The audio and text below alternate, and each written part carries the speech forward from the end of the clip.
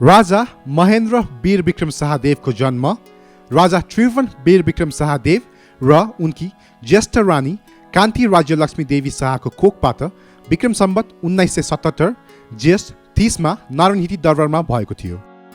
उनले दरबारभित्रै राजनीति, अर्थशास्त्र, नेपाली भाषा संस्कृति र अङ्ग्रेजी भाषा अध्ययन गरे।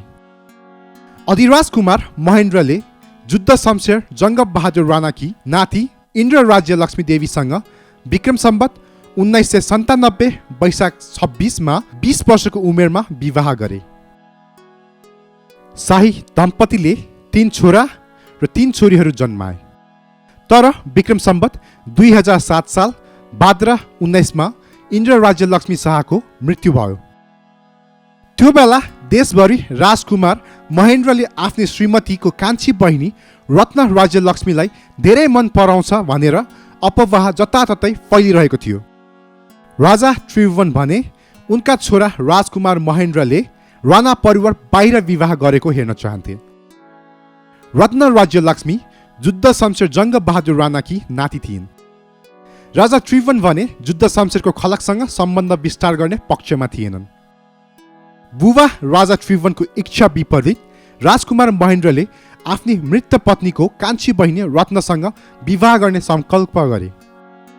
उनको मुटुले दिमागको माथि विजय हासिल गरिसकेको थियो। यहाँसम्म कि अधिराज कुमार महेन्द्रले आफ्नो सिंहासनको उत्तराधिकारीलाई सम्म खतरा हुन दिए। राजकुमार महेन्द्रले राजा त्रिभुवनको इच्छा विपरीत गएकाले राजा त्रिभुवनले आफ्नी रानी तथा उच्च कुलीन वर्गका सदस्यहरूलाई विवाह समारोहमा उपस्थित हुन निषेध गरेका थिए। अधिराज कुमार महेन्द्रको दोस्रो विवाहले धेरै हलचल मचाएको थियो। जे होस्, राजकुमार महेन्द्रले इन्द्र राज्यलक्ष्मी देवीकी कान्छी बहिनी रत्न राज्यलक्ष्मी देवीसँग विक्रम सम्वत 2009 मङ्सिर 25 मा फेरि विवाह गरे। विक्रम सम्वत 2007 मा राणा शासनको पतनपछि राजा त्रिभुवनको नेतृत्वमा अन्तरिम सरकार गठन गरियो। यो गठबन्धनको सरकारमा धेरै राजनीतिक दलहरू थिए। विपक्ष पार्टी गोर्खा दल खुकुरी दलको रूपमा हिंसक हुँदै गयो। मातृका प्रसाद कोइरालाको प्रधानमन्त्रीत्वमा दोस्रो मन्त्री परिषद गठन गरियो। यो पूर्ण रूपमा काङ्ग्रेसको सरकार थियो, तर मातृका प्रसाद कोइराला र विश्वेश्वर प्रसाद कोइरालाको बीचमा द्वन्द्व उत्पन्न भएको कारण यो काङ्ग्रेसको सरकार पनि असफल भयो। मातृका प्रसाद कोइरालाले दोस्रो पटक प्रधानमन्त्रीमा तेस्रो क्याबिनेट गठन गरे। विभिन्न राजनैतिक दलका मन्त्रीहरू मिलेर बनेका मन्त्री परिषदले सहमतिमा काम गर्न भने सकेन। विक्रम सम्वत 2011 फागुन 30 मा स्विजरल्यान्डको ज्युरिख क्यान्टन अस्पतालमा राजा त्रिभुवनको आकस्मिक मृत्युपछि राजा महेन्द्र नेपालको सिंहासनमा विराजमान भए। उनका राज्याभिषेक समारोह विक्रम सम्वत 2013 वैशाख 20 मा सम्पन्न भएको थियो। राजा महेन्द्र सिंहासनमा विराजमान हुँदा उनले राज्यको राजनैतिक स्थिति बिग्रिँदै गएको महसुस गरे। राजा महेन्द्रले विक्रम सम्वत 2012 सालमा प्रजा परिषदका नेता टङ्क प्रसाद आचार्यलाई प्रधानमन्त्री बनाए। टङ्क प्रसाद आचार्यले चीन भ्रमण गर्नुभयो र चीनसँग कूटनीतिक सम्बन्ध स्थापित भएको थियो। टङ्क प्रसाद आचार्य जापान पनि गए र उहाँलाई अर्डर अफ द राइजिङ सन भन्ने उपाधि प्रदान गरियो। टङ्क प्रसाद आचार्यको प्रधानमन्त्रीको क्रममा सोभियत सङ्घको कूटनैतिक सम्बन्ध स्थापना गर्ने प्राथमिक कदमहरू पनि चालेका थिए। विक्रम सम्वत 2012 मङ्सिर 29 मा नेपालले युएनएको सदस्यमा भर्ना भयो र अन्तर्राष्ट्रिय श्रम सङ्गठनको सदस्य पनि भयो। वैदेशिक मामलामा यति विकास भए पनि टङ्क प्रसाद आचार्यले मुलुकमा शान्ति र सुव्यवस्था ल्याउन सकेनन्। त्यहाँ विभिन्न मन्त्रीहरूबीच झगडा उत्पन्न भयो। यसबाहेक टङ्क प्रसाद आचार्यले सहमति भइसकेका निश्चित समयभित्रै आम चुनाव गराउन सकेनन्।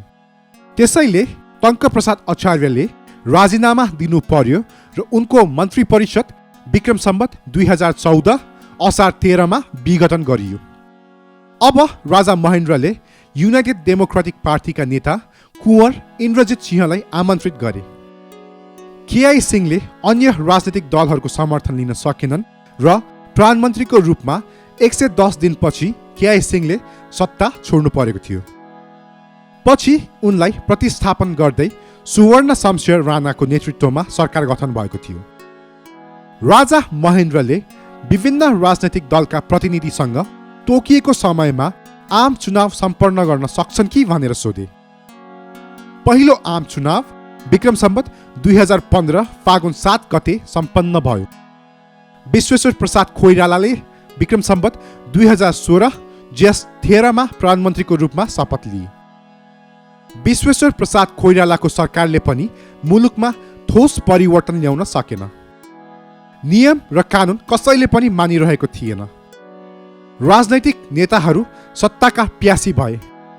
मन्त्रीहरूले मुलुकको विकासका लागि भन्दा पनि पार्टीमा आफ्नो स्थान बलियो बनाउन बढी ध्यान दिइरहेका थिए। पक्षपात र घुसखोरी सरकारी अधिकारीहरूमा फस्टायो। नेपाली कांग्रेससँग पूर्ण बहुमत थियो र नेपाली संसदमा अरू कुनै बलियो विपक्षी दल नै भएन। त्यसैले विक्रम सम्वत 2017 साल पौष 1 गते राजा महेन्द्रले एक साहसिक कदम चाले र प्रधानमन्त्री विश्वेश्वर प्रसाद कोइराला, सूर्य प्रसाद उपाध्याय र गणेशमान सिंह लगायतका नेपाली कांग्रेसका नेताहरूलाई पक्राउ गरे। उनले नेपाली संसद खारेज गरे र नेपाल राज्यको संविधान 2015 स्थगित गरे। उनले देशका सबै राजनैतिक दलहरूलाई प्रतिबन्ध लगाए। राजा महेन्द्रले उनको अध्यक्षतामा एक मन्त्री परिषद गठन गरे र यसमा प्रख्यात व्यक्तिहरू आफ्नो व्यक्तिगत योग्यताको आधारमा छानिए। डाक्टर तुलसी गिरीलाई प्रधानमन्त्री बनाइयो। पञ्चायती व्यवस्था नेपालमा प्रशासन प्रणाली बन्यो। पञ्चायती व्यवस्था पार्टी बिना निर्देशित प्रजातन्त्र थियो, जसमा जनताले आफ्नो प्रतिनिधिहरू छान्न सक्थे, जबकि वास्तविक सत्ता भने राजाको हातमा रह्यो। राजा महेन्द्रको पञ्चायती शासन प्रणालीले सार्वजनिक बहसमा रोक लगायो। राष्ट्रिय महत्त्वका ठुला मुद्दाहरू बहस बिना राजाले नै सिधा समाधान गर्न अब भने राजा सक्षम भए। डाक्टर गिरीपछि सूर्यबहादुर थापा, कीर्तिनिधि विष्ट, नागेन्द्र प्रसाद रिजाल, लोकेन्द्र बहादुर चन्द र मरिचमान सिंह श्रेष्ठ पञ्चायत प्रणालीका अन्तर्गत नेपालको प्रधानमन्त्री बने। राजा महेन्द्रले नेपालको राज्यलाई 14 क्षेत्र र 75 जिल्लामा विभाजित गरे। राजा महेन्द्रले गाउँ र दुर्गम क्षेत्रको विकासका लागि उचित महत्त्व दिए। उनले पञ्चवर्षीय योजना सुरु गरे। उनको शासनकालमा नेपाल राष्ट्रिय बैंक, राष्ट्रिय वाणिज्य बैंक, राष्ट्रिय बीमा संस्थान र कृषि विकास बैंक स्थापना भयो। बाँसबारी छाला जुत्ता कारखाना, जनकपुर सिगरेट कारखाना लगायत विराटनगर, हेटौडा, पाटन र बालाजु लगायतका धेरै ठाउँमा उद्योगहरू स्थापना भए। उनले वीरगञ्ज चिनी कारखाना, कृषि औजार कारखाना, जनकपुर चुरोट कारखाना, सिमेन्ट उद्योग, कपडा उद्योग, बाँसबारी जुत्ता, त्रिभुवन विश्वविद्यालय, विमानस्थल, यातायात र कृषिको क्षेत्रमा उल्लेखनीय विकास गरे। त्रिशुली र पनौतीमा पानी ऊर्जा आयोजनाहरूले उद्योगका लागि बिजुली उत्पादन गरे। महेन्द्र राजमार्गको निर्माण पनि उनको जीवन समयमा सुरु भएको थियो। उनले विक्रम सम्वत 2020 भाद्र 1 मा नयाँ नागरिक संहिता मुलुकी ऐनलाई महिला, बालबालिका र समाजका कमजोर वर्गको अधिकारको संरक्षणको लागि पेश गरे। संहिताले कसैको पनि जाति, धन वा लिङ्गको परवाह नगरी सबैको लागि समान व्यवहारको सुनिश्चित गरियो। उनले देशको पुरातन चिजहरूको संरक्षणका लागि धेरै काम गरे। उनले देशका सबै भागमा शिक्षाको विकासका लागि राष्ट्रिय खेल परिषद, 10 स्टेडियम, राष्ट्रिय नाचघर र राष्ट्रिय सभागृह स्थापना गरे। उनको शासनकालमा त्रिभुवन विश्वविद्यालय स्थापना भएको थियो।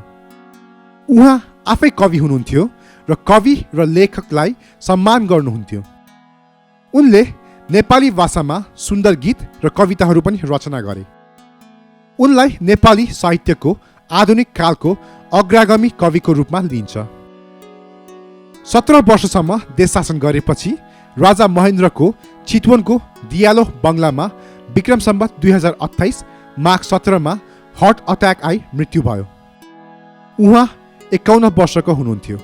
विक्रम सम्बत 2017 उनले पेश गरिएको सरकारको पञ्चायती व्यवस्था लगभग 30 वर्ष रह्यो र विक्रम सम्बत 2046 सालको जनआन्दोलन क्रान्तिमा पञ्चायती व्यवस्थाको पतन भयो। आधिकारिक पत्नीहरू बाहेक राजा महेन्द्रको गीता गुरुङ नामको अनौपचारिक श्रीमती थियो। गीता एक गुरुङ परिवारका भएकाले गीतासँग शाही परिवारले औपचारिक रूपमा विवाह गर्न अनुमति दिएनन्। यद्यपि गीताका छोरा रविन्द्र शाह थिए। न त गीतालाई रानीको पदवी दिइयो न त उनको छोरा रविन्द्रलाई राजकुमारको पदवी दिइयो। रविन्द्र राजा वीरेन्द्र भन्दा जेठा थिए। विक्रम सम्बत 2007 भाद्र 29 महेन्द्रकी जेठी श्रीमती इन्द्र राज्य लक्ष्मीको रहस्यमय परिस्थितिमा मृत्यु भयो। प्रसूति अस्पतालको अनुसार राजकुमारी इन्द्र राज्य लक्ष्मीको मृत्यु उनको अन्तिम बच्चा धीरेन्द्र शाहको जन्मले भएको जटिलताका कारण भएको थियो। तर धीरेन्द्र भने विक्रम सम्बत 2006 साल माघ 1 जन्मेका थिए।